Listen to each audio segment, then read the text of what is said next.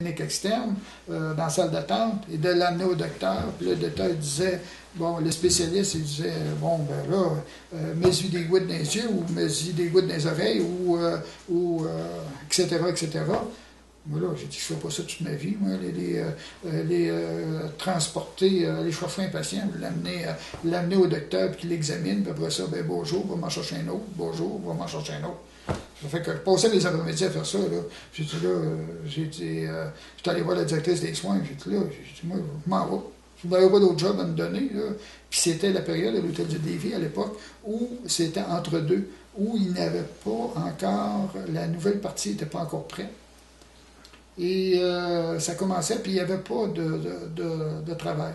Et là, elle m'a offert d'aller à l'hôtel de Montmagny, où j'étais le premier infirmier à rentrer à l'hôtel de Montmagny. Et la directrice des soins qui est là, elle voulait avoir un infirmier pour agir comme superviseur ou chef infirmier, si on veut, de toutes les infirmiers auxiliaires qu'il y avait là, parce qu'il y avait eu une école d'infirmiers auxiliaires. Et en même temps, j'ai agi comme professeur. J'ai jamais été un bon professeur, mais j'aimais pas enseigner. Ça fait que j'aimais enseigner live là, sur des choses, ça, j'avais pas de problème. Mais préparer des cours, puis ça, là, c'était pas ma hache. Mais j'ai été obligé d'en faire, là, parce que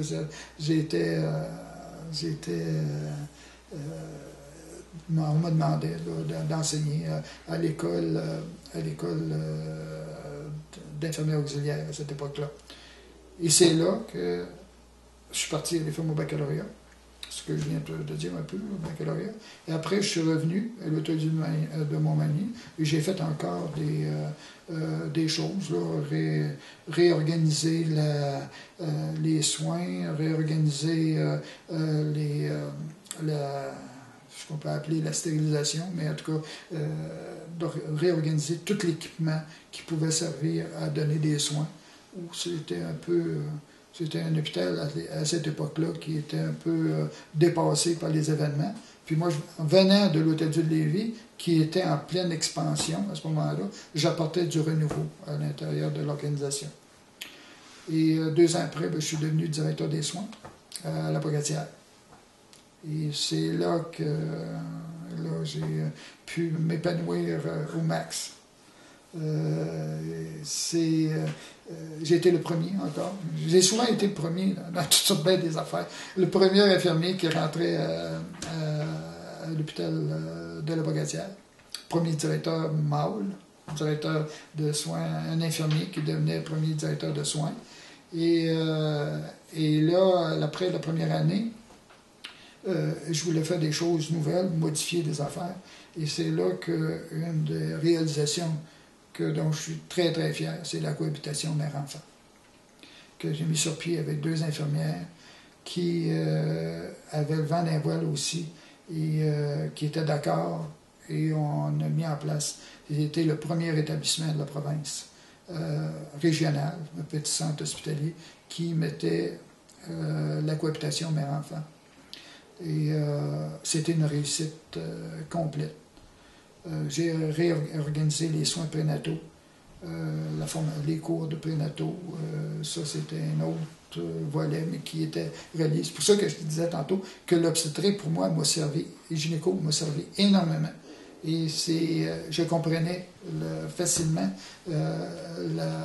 ce qu'on pouvait faire à ce niveau-là, que je trouvais un peu archaïque dans la façon de faire. Et aujourd'hui, vous autres jeunes infirmières, vous ne savez pas qu'est-ce que c'était à cette époque-là. C'était la femme qui accouchait, elle restait 4-5 jours, 5-6 jours après son accouchement, alors que là, ça commençait à diminuer. Et il y a eu ce que beaucoup ne savaient pas à l'époque, parce que ça se passait dans les bureaux, c'est qu'à l'époque, le ministère des Affaires sociales, qui avait changé de nom, voulait fermer tous les petits centres d'obstétrique qui n'avaient pas 300 accouchements et moins. Il les fermait. Parce qu'il disait qu'il n'y avait pas suffisamment d'expertise pour pouvoir garder une qualité en erreur. des contacts, des fois c'est bon, là, des fois c'est mieux de connaître quelqu'un que connaître quelque chose. Alors moi, je connaissais celle qui s'occupait justement de faire l'évaluation des services d'obstétrique dans les petits centres. Et je lui ai dit, donne-moi un an, puis je vais dépasser le 300 accouchements. Et avec la cohabitation mère-enfant, c'est ça qui m'a stimulé encore davantage. Et en faisant la cohabitation, j'ai ramassé, parce que ça ne se faisait pas ailleurs. Alors, ça partait de Rivière-du-Loup, aller jusqu'à Saint-Pamphile, toute la MRC de Lillet, et j'ai ramassé le nom même de Montmagny.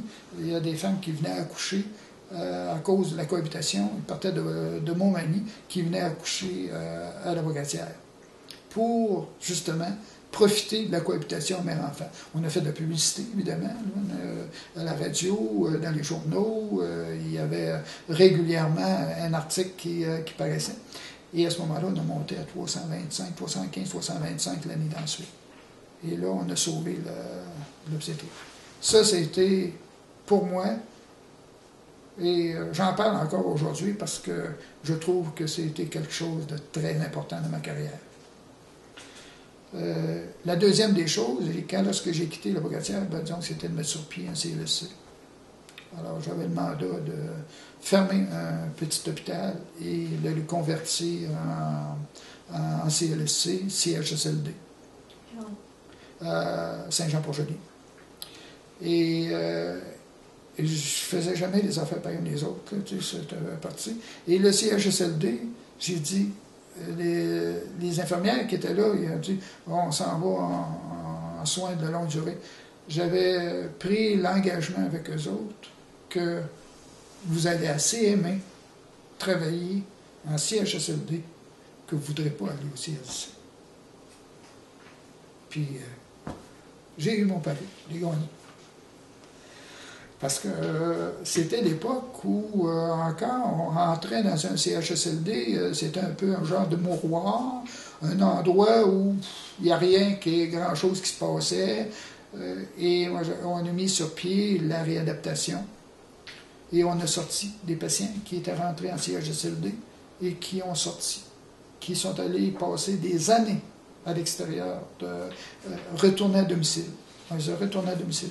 C'était la période où on avait une clientèle qui était plus légère un peu que celle qu'il y a présentement, puis je considère qu'il pourrait faire encore des choses. C'est une opinion. On a mis sur pied l'évaluation gériatrique. On a mis sur pied la réadaptation, comme je viens de dire, la réadaptation, l'évaluation gériatrique et le répit d'épannage. Le répit d'épannage, ça a été très utile parce que là, aujourd'hui, il y a des établissements qui se vantent de faire des choses comme ça, mais on le faisait en 75, 76. Avec, je ne sais pas où ils l'ont appris. Ils l'ont appris à quelque part. Peut-être qu'ils ont eu des nouvelles à quelque part et ça pouvait se faire. Mais dans ces années-là, au début des années, à la mi-années 70, à ce moment-là, on faisait du répit d'épannage parce qu'on s'apercevait qu'il y a des patients qui pouvaient demeurer plus longtemps à domicile, puis les aidants naturels, s'ils avaient la possibilité d'avoir un répit de temps à autre, ils les garderaient plus longtemps. Alors, on a pris la décision, avec le conseil d'administration, à ce moment-là, de fermer 4 lits de longue durée pour faire du répit d'épannage. Et c'était pas payant, parce qu'un lit en soins de longue durée est évalué à 55 000 par année. Et on perdait 4 lits. C'est-à-dire, on perdait 200 000 pièces. Le 4e lit, je vais t'en parler. Alors, on perdait, et le conseil d'administration a accepté la perte de 200 000. C'est beaucoup dans un petit budget. Un gros établissement, ça paraît peut-être moins, là, mais nous autres, on avait pris. Mais on se pensait qu'on rendait plus service à une population. Alors, répit d'épannage, 2 lits, évaluation gériatrique où on faisait rentrer un patient qu'on ne savait pas trop juste quelle orientation prendre avec. Je m'étais associé à un médecin là, qui voulait en faire de ça. Et ça, on le faisait. Et le 4e lit, c'est qu'on était un des premiers établissements, encore une fois, à avoir un lit de soins palliatifs pour la population de la MRC Lillette. Et le lit de soins, là, j'ai envoyé des infirmières aller apprendre ici à Michel Sarrazin pour savoir comment procéder. Et j'ai pris aussi un médecin que j'ai envoyé étudier pour qu'il apprenne à donner des soins up-to-date en soins palliatifs. Et c'était très bien accueilli.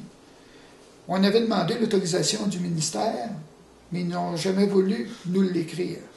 Sauf que, comme on avait des bons contacts, ça parle dans le ministère, 7-8 étages, il y a des affaires qui se disent puis qui ne sont pas publiées parce qu'ils ne voulaient pas nous l'écrire, mais on savait qu'ils étaient en accord.